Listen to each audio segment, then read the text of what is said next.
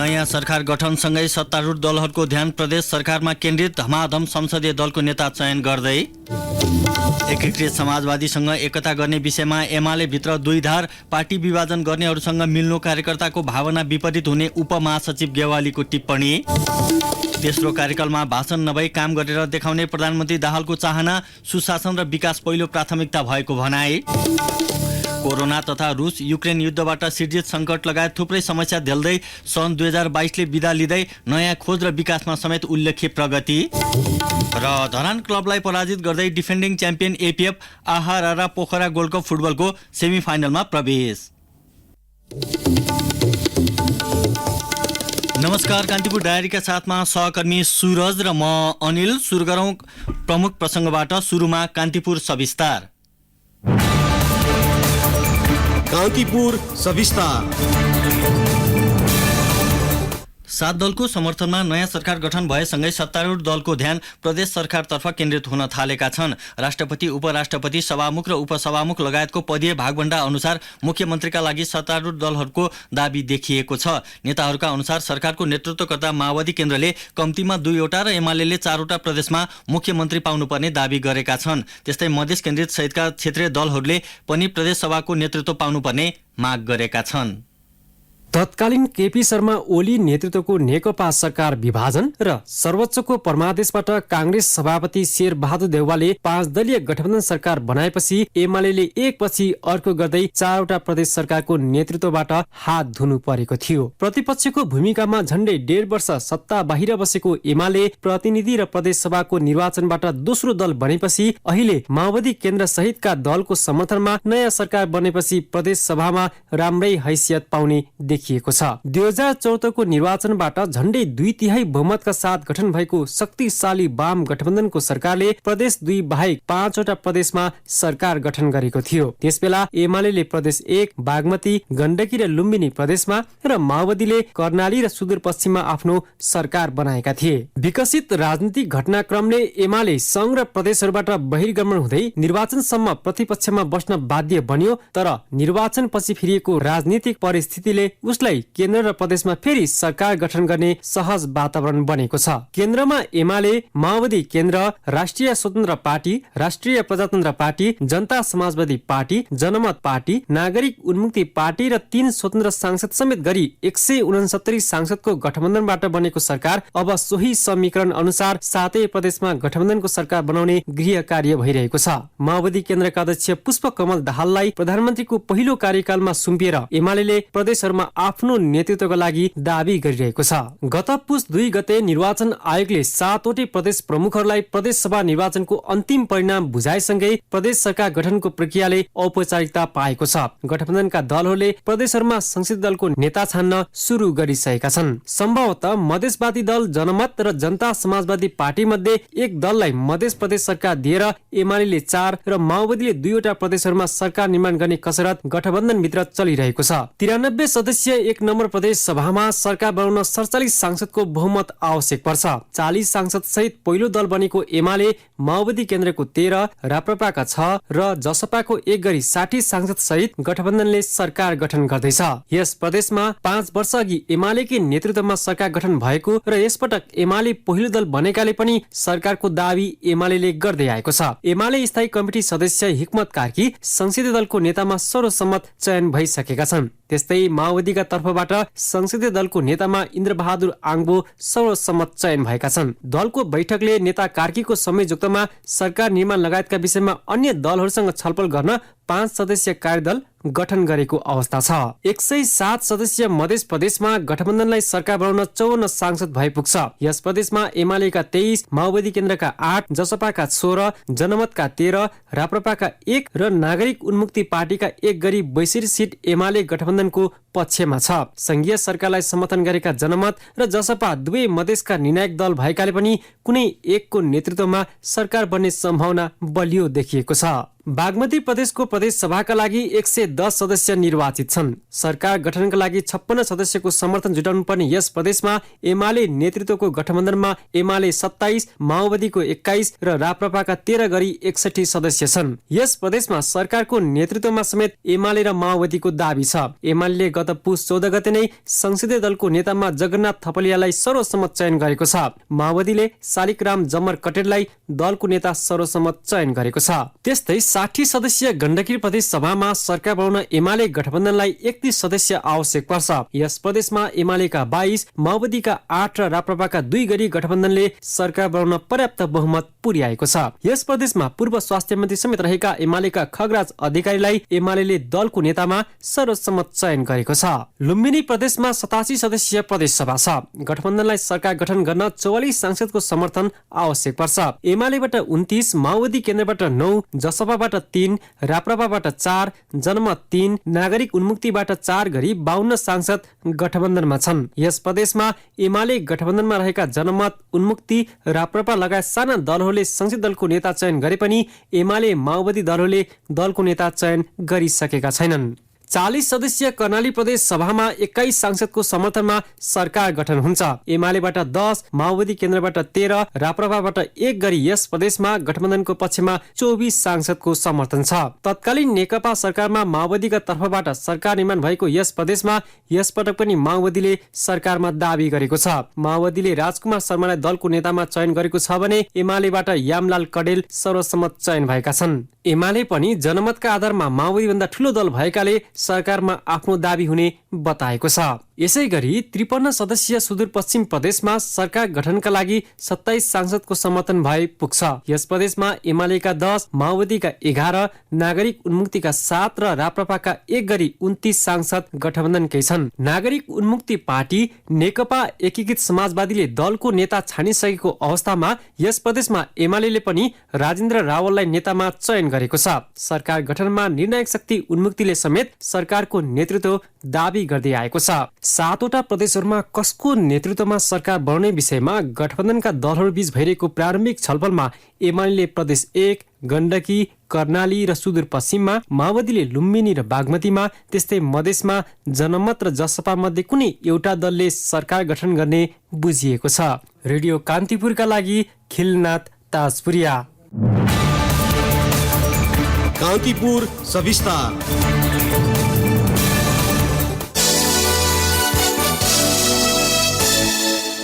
7 दलीय गठबन्धनको नयाँ सत्ता समीकरण भएसँगै एकीकृत समाजवादीसँग एकताको विषयलाई लिएर एमाले भित्र दुई धार देखिएको छ।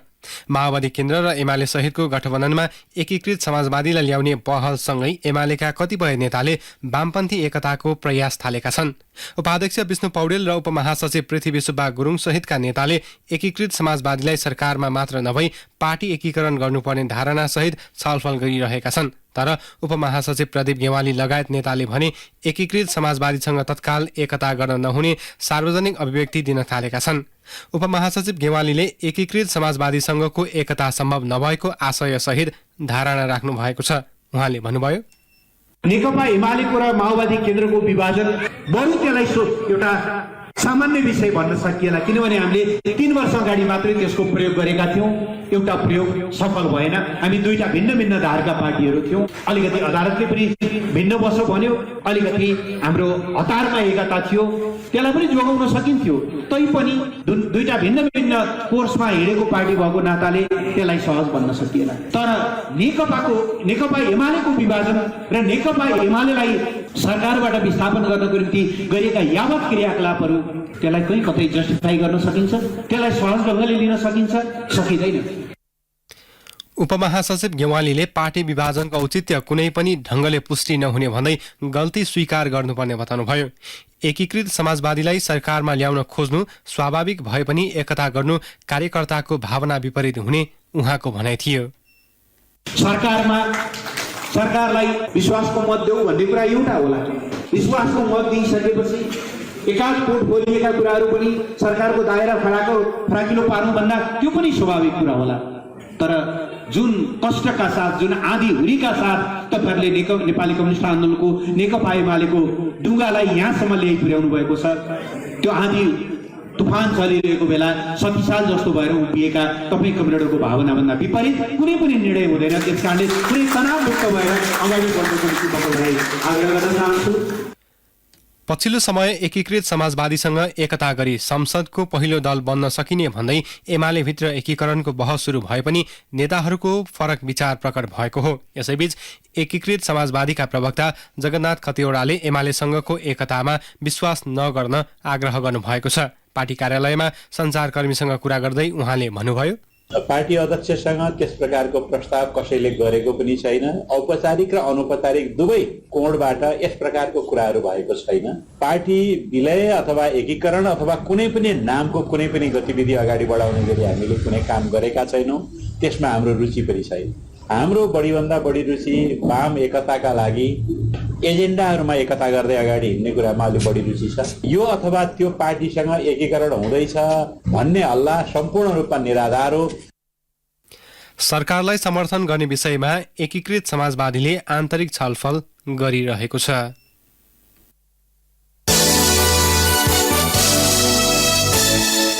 प्रधानमन्त्री पुष्पकमल दाहालले आफ्नो तेस्रो कार्यकालमा भाषण भन्दा पनि जनता र देशको पक्षमा काम गरेर देखाउने बताउनु भएको छ। चितवनको नारायणी नमुना माध्यमिक विद्यालयको हीरक महोत्सव समारोहलाई आज सम्बोधन गर्दै प्रधानमन्त्री दाहालले सुशासन र विकासको पक्षमा काम गर्ने बताउनु भएको हो। उहाँले भन्नुभयो, तपाईहरुलाई थाहा छ हामी एउटा विशिष्ट परिस्थितिबाट अगाडि बढ्दैछौँ। मैले यो पटक हरेक दिन देशको पक्षमा, जनताको पक्षमा, सुशासन र विकासको पक्षमा काम गर्दै जाने र नेपाल र नेपाली जनताको आवश्यकतालाई सम्बोधन गर्दै जाने प्रतिबद्धता लिएको छु। मैले बाँकी जीवन सुशासन र विकासको निम्ति समर्पित गर्ने भनेर भनेको छु। म अहिले धेरै भाषण गर्ने मनस्थितिमा छैन। यो कार्यकाल म भाषण कम, काम धेरै र जनताको सेवा धेरै गरेर प्रस्तुत हुने मैले प्रतिज्ञा गरेको छु। प्रधानमन्त्री बनेपछि पहिलो पटक गृह जिल्ला चितवन पुगेका दाहालले त्यहाँ आयोजित कार्यक्रममा झण्डै 4 मिनेट मात्र भाषण गर्नुभएको थियो। मुलुकको अर्थतन्त्र सुधारमा आफू केन्द्रित हुने प्रधानमन्त्री दाहालको भनाइ थियो। देशको अगाडि अर्थतन्त्रमा सुधार गर्नुपर्ने ऐतिहासिक आवश्यकता, त्यो सङ्कटबाट पार लगाउनु पर्ने आवश्यकता, सुशासन कायम गर्नुपर्ने ऐतिहासिक आवश्यकता, भ्रष्टाचार र बेथिति नियन्त्रण गर्ने आवश्यकता, जनताले विभिन्न क्षेत्रमा पाइरहेका शास्तिहरूलाई शास्तिहरूबाट मुक्त गर्ने आवश्यकतालाई इङ्गित गरेर मैले निर्णय गरेको छु र जनतालाई पीर मर्कामा पार्ने कुनै पनि निर्णयमाथि मैले कठोर कदम चलाएर जनता र राष्ट्रको पक्षमा नै जाने सङ्कल्प लिएको छु। मन्त्री परिषदको पहिलो बैठकबाट नै सुशासनका लागि आफूले निर्णय गराएको प्रधानमन्त्री दाहालले उल्लेख गर्नुभयो। कान्तिपुर डायरीमा अब ब्रेकको पालो। अब बाँकी प्रसङ्ग। लगातार 2 वर्षदेखि कोरोनाका कारण थलिएको विश्वमा सन् 2022 सामान्यतर्फ उन्मुख हुने तर्करमा थियो। तर कोभिड-19 पछि युक्रेनमाथि रुसले सुरु गरेका सैन्य हस्तक्षेपले विश्व राजनीतिलाई मात्र होइन अर्थतन्त्रमाथि समेत ठूलो चुनौती खडा गर्यो। रुस युक्रेन युद्धका कारण उत्पन्न मानवीय सङ्कट, त्यसले निम्ति आएको महँगी र अभावका बीच वर्ष 2022ले बिदा लिँदैछ। विश्वभर सन् 2022मा भएका महत्त्वपूर्ण घटना समेटिएको एक सामग्री।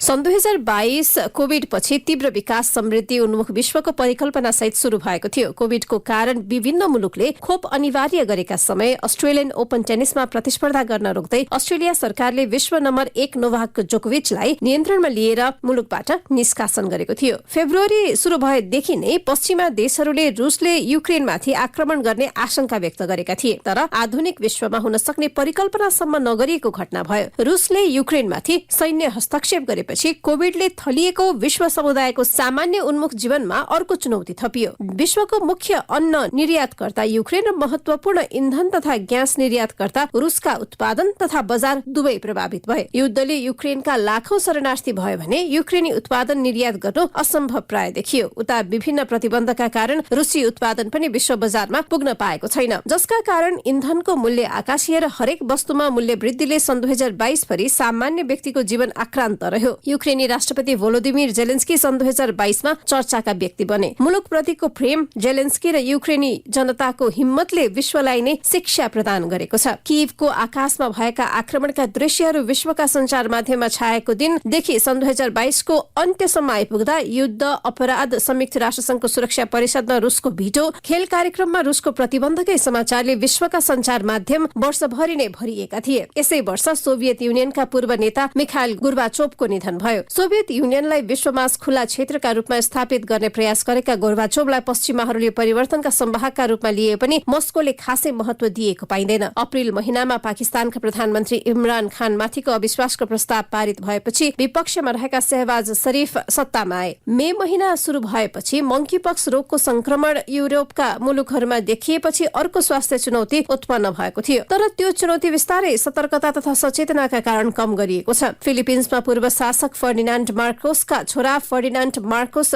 निर्वाचित भए। मे महिनाबाट श्रीलङ्काको राजनैतिक उथलपुथल शुरू भयो। आर्थिक संकट खेपिरहेको श्रीलङ्कामा प्रधानमन्त्री महिन्दा राजपाक्सेले पदबाट राजीनामा दिएपछि रनिल विक्रमसिंघे सत्तामा आए। जुलाई महिनामा राष्ट्रपति गोताबय राजपक्ष मुलुक छाडेर भागेपछि विश्वको ध्यान श्रीलङ्काली राजनीतिमा केन्द्रित भएको थियो। प्रधानमन्त्री विक्रमसिंघे राष्ट्रपतिमा चयन भएपछि त्यहाँको राजनीतिक संकट साम्य भएको थियो। अगस्त महिनामा अमेरिकाकी तत्कालीन सभामुख नेन्सी पेलोसीको ताइवान भ्रमणले चीन र अमेरिका सम्बन्धमा चुनौती उत्पन्न गरायो। सन् 1990 को दशकपछि पहिलो पटक अमेरिकाका उच्च पदस्थ व्यक्ति ताइवान भ्रमणमा गएपछि तनाव उत्कर्षमा पुग्यो। बेइजिङले ताइवान नजिकको आकाशमा सैन्य हवाई प्रशिक्षण गर्दै चेतावनी दिने प्रयास गरेको थियो। भारतको राष्ट्रपतिमा द्रौपदी मुर्मू निर्वाचित हुनुभयो। भारतको राष्ट्रपति बन्ने पहिलो आदिवासी महिला बन्दै मुर्मूले इतिहास कायम गर्नुभयो। उता निकै कम बन्दुक सम्बन्धी अपराध हुने जापानमा पूर्व प्रधानमन्त्री सिन्जो अबेको गोली हानी हत्या गरियो। साहित्यकार सलमान रस्तीमाथि अमेरिकाको न्यूयोर्कमा छुरी प्रहार हुँदा उनी गम्भीर घाइते भएका थिए। सन् 2022 मा पाकिस्तानमा गएको बाढीका कारण 1000 भन्दा बढीको मृत्यु भयो। जलवायु परिवर्तनका कारण भएको भनिएको सो बाढीका कारण लाखौं विस्थापित हुनुका साथै मानवीय संकट उत्पन्न भयो। इजिप्टमा भएको कोप 27 सम्मेलनले क्षतिपूर्ति सम्बन्धी अवधारणामा सहमति गरे पनि त्यसको ढाँचामा गृह कार्य अझै बाँकी छ। बोरिस जोन्सनको राजीनामापछि बेलायतमा लिज ट्रस प्रधानमन्त्रीमा नियुक्त भइन्। 3 साता लामो उनको प्रधानमन्त्री कालमा जारी गरिएको विवादास्पद आर्थिक नीतिका कारण राजीनामा दिएपछि बेलायतले वर्षमा तेस्रो प्रधानमन्त्री पायो। भारतीय मूलका ऋषि सुनक बेलायती प्रधानमन्त्री हुने पहिलो एसियाली हिन्दू व्यक्ति भए। लिज ट्रस प्रधानमन्त्री भएकै केही दिनपछि बेलायती महारानी एलिजाबेथ द्वितीयको निधन भयो। 96 वर्षीय महारानी एलिजाबेथको निधनपछि चार्ल्स दोस्रो बेलायतको राजा बनेका छन्। सन् 2022 मा बेलायती राजपरिवारमा राजकुमार एन्ड्रयूको यौन दुराचारको घटनाका साथै राजकुमार ह्यारी र मेगनका समाचार पनि वर्षभरि नै छाइरहेका थिए। इन्डोनेसियाको पूर्वी जावाको एक फुटबल म्याचका क्रममा भागदौडमा परि 131 जनाले सन् 2022 मा ज्यान गुमाउनु पर्यो। सन् 2022 को अक्टोबरमा चिनिया कम्युनिस्ट पार्टीको सम्मेलनले राष्ट्रपति सी जिनपिङलाई अनुमोदन गर्दै उनैलाई शक्तिशाली नेताका रूपमा स्थापित गरेको छ। तेस्रो कार्यकालका लागि चुनिएका राष्ट्रपति सी माओ त्से-तुङ पछि सबैभन्दा शक्तिशाली चिनिया नेता बनेका हुन्। अक्टोबर महिनामै एलन मस्कले विभिन्न मुद्दा मामिला पछि माइक्रो ब्लगिङ साइट ट्विटर खरिद गरे। मस्कले ट्विटर खरिद गरेदेखि नै ट्विटर र एलन मस्कले निरन्तर विवादास्पद निर्णय गर्दै चर्चाको केन्द्रमा रहिरहेका छन्। दक्षिण कोरियाको सोलमा हेलोइन पर्वको बेला आयोजना गरिएको एक कार्यक्रममा भीड़भाड़मा परि 158 जनाको मृत्यु भयो। नोभेम्बर महिना लागेपछि इजरायलमा भएको 4 वर्षको 5औं आम निर्वाचनमा पूर्व प्रधानमन्त्री बेन्जामिन नेतन्याहुको पार्टी विजयी भयो। सोही पछि बहुमत जुटाउँदै नेतन्याहु गत बिहीबार मात्रै प्रधानमन्त्रीमा निर्वाचित भएका छन्। सन् 2022 मा विश्वको जनसंख्या 8 अर्ब पुगेको छ। वर्षको अन्त्यतिर कतारमा भएको फिफा विश्वकपको उपाधि अर्जेन्टिनाले जित्यो। विश्वकपको जितले अर्जेन्टिनाका कप्तान लियोनल मेसीको प्रदर्शन र सफलताका कारण उनलाई सर्वकालीन महान फुटबलर बनायो। वर्षको अन्त्यतिर चीनमा 0 कोभिड पोलिसी हटाएपछि संक्रमण उच्च दरमा बढिरहेको छ। अझै पनि रुस र युक्रेन बीच जारी तनाव अन्त्य हुन सकेको छैन। सन् 2022 मा कोभिड विरुद्धको खोप, विश्व आर्थिक मन्दी, महँगी जस्ता विषयले चर्चा पाए। वर्षको अन्त्यतिर अर्थात् डिसेम्बर 29 का दिन विश्व फुटबलका महान खेलाडी पेले यो संसारबाट विदा भए। रेडियो कान्तिपुरका लागि दिवा भट्टराई। हरेक युगमा नयाँ खोज र विकासको चरण पार गर्दै मानव सभ्यताको इतिहास अघि बढेको छ। गम्भीर र अप्रत्याशित घटना अनि नयाँ चिजको विकास सदियौंदेखि चल्दै आएका हुन्। सन् 2022 पनि त्यस्तै घटनाहरूको साँची बन्यो। विश्वभर सन् 2022 मा पहिलो पटक भएका त्यस्तै घटनाबारेको एक सामग्री।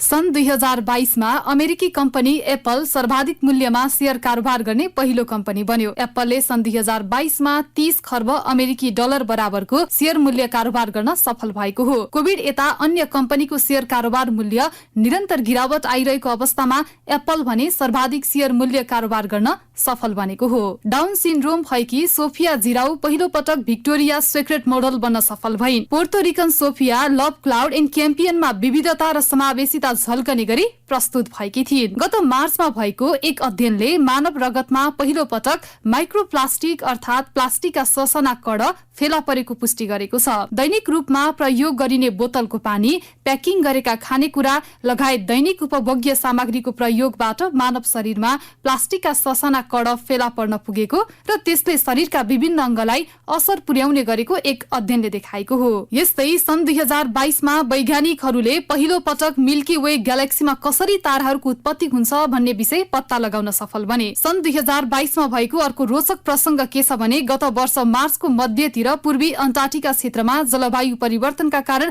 पहिलो पटक बरफ नै पग्लिन पुगेको छ, जसलाई यसअघि जलवायु परिवर्तनमा कम खतराको संकेत गरिए पनि यसरी बरफ पग्लिन पुग्नुलाई चिन्ताको विषयको रूपमा लिएको छ। अर्को रोचक प्रसंग के छ भने सन् 2022 मा फ्रान्सकै स्टेफनी फ्राफाट पुरुष विश्वकप खेलाउने पहिलो महिला रेफ्री बनिन्। कतारमा भएको फिफा विश्वकपमा उनले कोस्टारिका र जर्मनीको खेलमा रेफ्रीको भूमिका निभाएकी थिइन्। यस्तै दक्षिण कोरियाले पहिलो पटक 2 रकेटको प्रयोग गरेको भू उपग्रहको प्रक्षेपण गर्यो। सरकारी एरोस्पेस रिसर्च संस्था र आन्तरिक कम्पनीहरूको सहयोगमा दक्षिण कोरियाले पहिलो पटक भू उपग्रहको प्रक्षेपण गर्न सफल बनेको हो। यस्तै मे महिनामा वैज्ञानिकहरूले पहिलो पटक मिल्की वे ब्ल्याक होलको तस्बिर खिच्न सफल भएका छन्। इटलीका 44 वर्षीय एक युवा सड़क दुर्घटनामा परि शरीरका अङ्ग नै नसल्ने गरी पक्षघात भएका युवा कानूनी सहायतामा आत्महत्या गर्ने पहिलो व्यक्ति बने। सड़क दुर्घटनामा परेको करिब 12 वर्षपछि ती युवा इटलीमा पहिलो पटक कानूनी सहायतामा आत्महत्या गर्ने व्यक्ति बनेका हुन्। इटलीमा सन् 2019 मा आत्महत्यालाई कानूनी मान्यता दिएको थियो।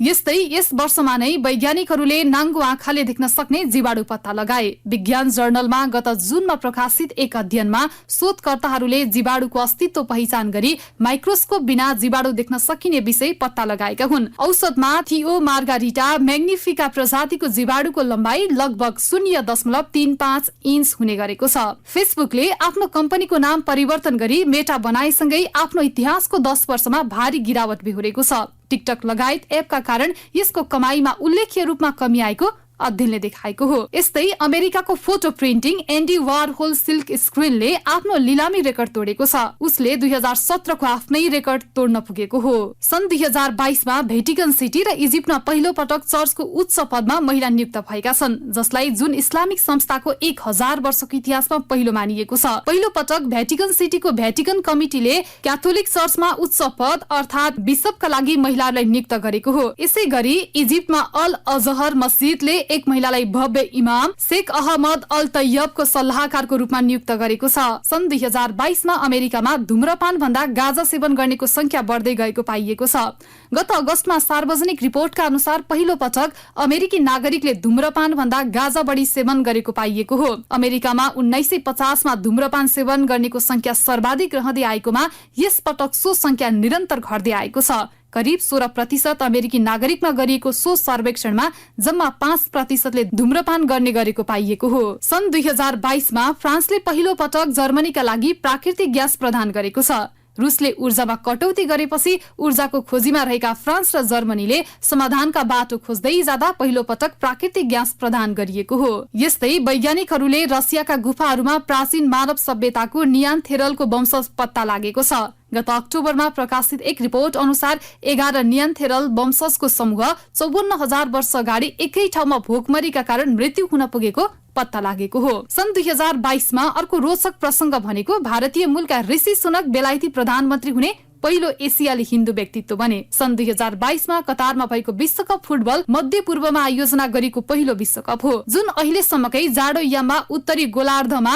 पहिलो पटक आयोजना भएको हो, जसका लागि कतारले रंगशाला निर्माणमा अर्बौं रकम खर्च गर्यो। यस्तै जापानले पहिलो पटक आकाशमा उड्ने हुवर बाइक ल्याएको छ। गत सेप्टेम्बरमा डेट्रोइट अटो प्रदर्शनीमा सो बाइकलाई पहिलो पटक देखाइएको थियो। सो बाइक करिब 40 मिनेट आकाशमाथि रहन सक्ने बताइएको छ, जसको मूल्य करोडौं पर्न आउँछ। यद्यपि जापानले सर्वसुलभ मूल्यका विद्युतीय उड्ने बाइक बनाउने तयारी गरिरहेको छ। रेडियो कान्तिपुरका लागि अन्तर्राष्ट्रिय समाचार संस्था न्यूयोर्क टाइम्सको सहयोगमा तुलसी अर्याल। कान्तिपुर डायरीमा पुनः ब्रेकको पालो। कान्तिपुर डायरीमा अब आर्थिक समाचार। वीरगञ्ज नाकाबाट 1.5 महिनाको अवधिमै 5 अर्ब भन्दा बढी रुपैयाँ बराबरको धान आयात भएको छ। वीरगञ्ज भन्सार कार्यालयको तथ्याङ्क अनुसार यस वर्ष मङ्सिर 5 देखि धान आयात सुरु भएकोमा पुस 15 सम्मको अवधिमा 5 अर्ब 24 करोड 92 लाख रुपैयाँ बराबरको 15 करोड 19 लाख 7,581 किलो धान आयात भएको छ। यस अवधिमा धानको आयातबाटै 26 करोड 42 लाख 30 हजार रुपैयाँ राजस्व सङ्कलन भएको छ। गत आर्थिक वर्षको सोही अवधिको तुलनामा यो नाकाबाट 28% बढी धान भित्रिएको छ। वीरगञ्ज स्थित एकीकृत सुरक्षा जाँच चौकी आइसिपी सञ्चालक इन्टरमोडल यातायात विकास समितिका अपरेसन इन्चार्ज जितेन्द्र रसाइलीले पुस लागेपछि धानको आयात झनै बढेको बताउनुभयो। भारतको बिहार, उत्तर प्रदेश र पश्चिम बङ्गालबाट बढी मात्रामा धान नेपाल भित्रिने गरेको छ। कान्तिपुर डायरीमा अब खेल प्रसङ्ग। धरान फुटबल क्लबलाई 2-0 पराजित गर्दै defending champion APF Aaha Rara Pokhara gold cup फुटबलको सेमिफाइनलमा प्रवेश गरेको छ। पोखरा रङ्गशालामा भएको खेलको 37औं मिनेटमा बिकु तामाङको गोल मार्फत एपीएफले सुरुवाती अग्रता लिएको थियो। खेलको 40औं मिनेटमा युवराज खड्काले गोल गर्दै एपीएफको अग्रता दोब्बर पारेका थिए। धरानले उद्घाटन खेलमा आयोजक सहारा क्लबलाई 1-0 हराएर क्वार्टर फाइनलमा स्थान बनाएको थियो भने एपीएफ डिफेन्डिङ च्याम्पियन भएकाले सिधै क्वार्टर फाइनल खेलेको हो। अब एपीएफले पुस 20 गते त्रिभुवन आर्मी र सङ्कटा क्लब बीचको खेलको विजेतासँग सेमिफाइनलमा प्रतिस्पर्धा गर्नेछ। भोलि हुने क्वार्टर फाइनलमा चर्च बोइज युनाइटेड क्लब र मचिन्द्र क्लब बीच प्रतिस्पर्धा हुनेछ।